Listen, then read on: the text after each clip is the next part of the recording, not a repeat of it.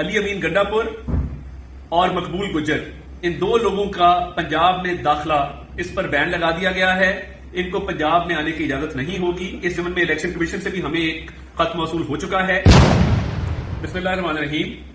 پنجاب میں آج امن امان کی صورتحال اور بائی الیکشن والے دن جو سیکیورٹی ارینجمنٹس ہیں اس حوالے سے آج ایک اجلاس صوبائی حکومت نے کیا. اس اجلاس کی صدارت کرتے ہوئے یہ واضح ہدایات میں نے جاری کی ہیں کہ کہیں بھی اسلحے کی نمائش، اسلحہ رکھنا، اس پر پہلے ہی دفعہ 144 کا نفاذ ہو چکا ہے اور کسی بھی شخص کو اسلحہ رکھنے کی اجازت نہیں ہوگی. اس ضمن میں جو ڈی ویپنائزیشن کیمپین پنجاب میں چلی اس میں پولیس نے بڑا اچھا کام کیا اور بھاری مقدار میں جو ہے اسلحہ برآمد کر کے اپنے قبضے میں لیا ہے. الیکشن ڈے کے حوالے سے جو جماعت الزامات دھاندلی کے لگا رہی ہے اس پہ یہ واضح ہو چکا ہے کہ وہ بائی الیکشن بری طرح ہار رہے ہیں. دھاندلی کا الزام لگانے والے کبھی افسران کو دھمکیاں دیتے ہیں تو کبھی لوگوں کو بدامنی کرنے پر اکساتے ہیں.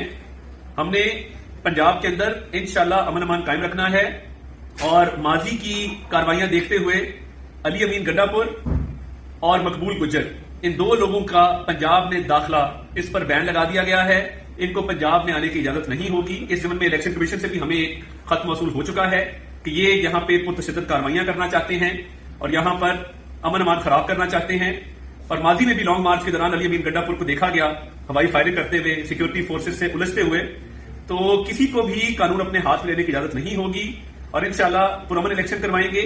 اور ہم نے تمام اقدامات کیے ہیں کہ اکراس دا پولیٹیکل ڈیوائڈ، بغیر سیاسی وابستگیوں کو دیکھتے ہوئے جہاں جہاں اسلحہ ہوگا اس کے خلاف کریک ڈاؤن کیا جائے گا اور بدامنی پھیلانے والے عناصر کو قانون جو ہے وہ آنی ہاتھوں سے نمٹے گا.